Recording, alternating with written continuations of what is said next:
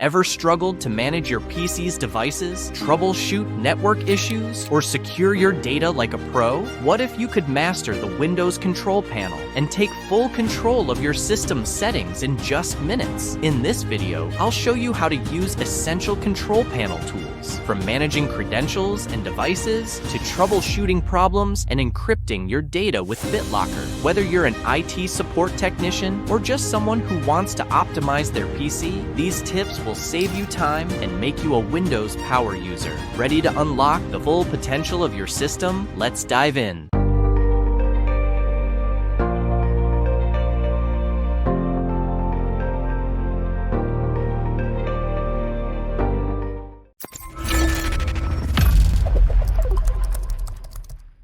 In this new course, we're going to continue with the different tools present in the control panel. Let's start with the Credential Manager, which allows you to manage login credentials, websites, to the networks, and applications. To launch it, simply type Credential Manager into the quick search bar. Or you can launch it from the control panel. And it is in this new window that you can either display, delete, modify, or add credentials, whether for Windows or for websites. In fact, it is this manager that stores your connection information from websites or other network equipment. It can be seen as a password manager that saves you from having to re-enter your credentials on websites you visit regularly. Now let's move on to Windows programs and features. It is a tool that allows you to repair or uninstall certain programs that would not run properly. You can launch it either from the control panel by clicking on Programs and Features, or either by using the Run window and typing the command appwiz.cpl. As a reminder, to launch this Run window, you can use the keyboard shortcut Windows plus the R key. It is therefore in this menu that you will be able to display the list of programs that are installed on your machine. And it is these programs that you can uninstall or repair. On the left menu, you have a menu that allows you to view only installed Windows updates, which is very useful during troubleshooting if the PC behaves in a strange way since a system update. Also in the left menu, you have the option to enable or disable certain Windows features, which come from the basics with your system, such as Telnet client, TFTP client, Hyper-V, and many other features. Now let's move on to the Home group. It is a collection of computers on a local network that makes it easy to share files and printers. So you should know that this tool has been removed since the 1803 version of Windows 10 to be replaced by features integrated into Windows. Let's move on to the Devices and Printers tool, which you can launch too from the control panel. This is the tool you can use to manage your devices and printers. Now, let's talk about setting the sound of your computer, which you can always start from the control panel. You can then manage all your audio devices such as speakers, which are audio output devices, and microphones, which are audio input devices. We will now talk about problem solving, which is one of the main skills of the IT support technician.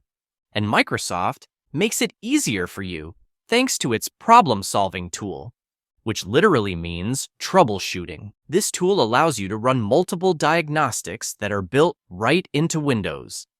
You can launch this tool directly from the control panel. You will then have the possibility to launch a diagnosis to look for possible problems according to different areas of analysis, such as the programs, hardware and audio, the network, and the internet, as well as the system and security of your device.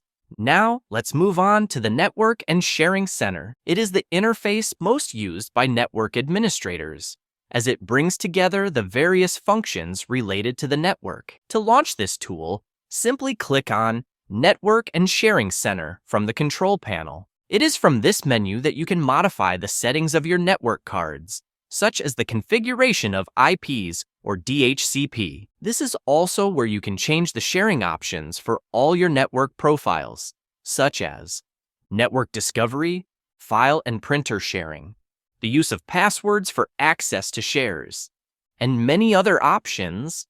And finally, it is here that you will be able to create a new internet connection or a VPN link, and even launch a utility to solve network problems.